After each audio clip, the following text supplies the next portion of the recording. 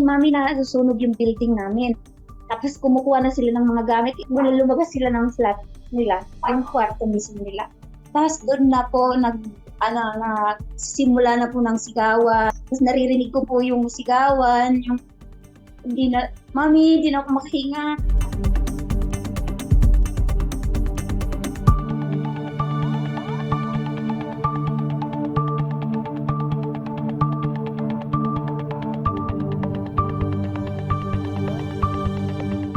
Ang nakalock is yung fire exit.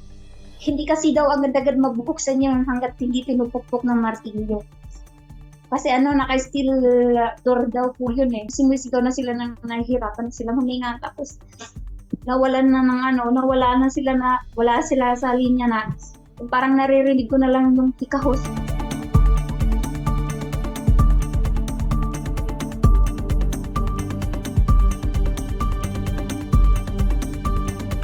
Masakit kasi.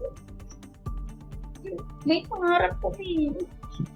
Tapos biglang ganito.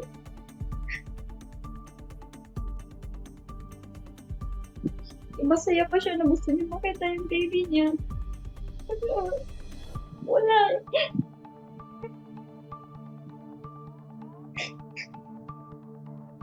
Yung gabi na bago siya matulog, sabi niya pa sa akin, mahal ko po, mami. Ingatan mo si baby, ha?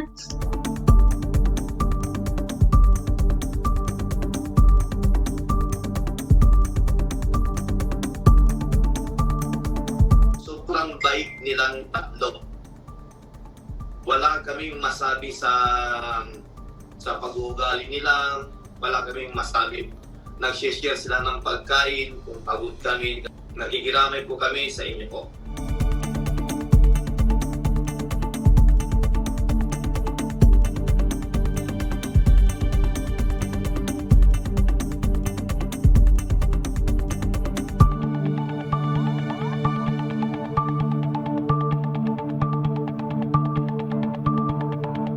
Binuksan ko yung bintana at tatalon ako.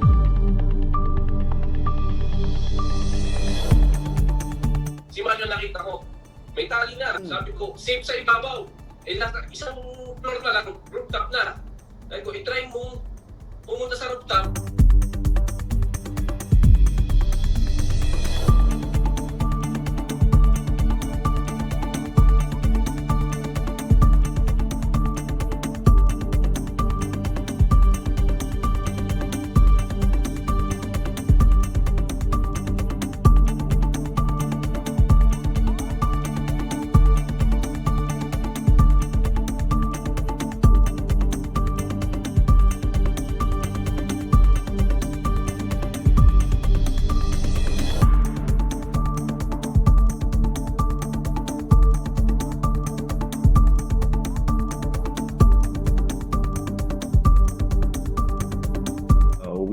We asked our lawyer to already immediately study the possibility of taking action.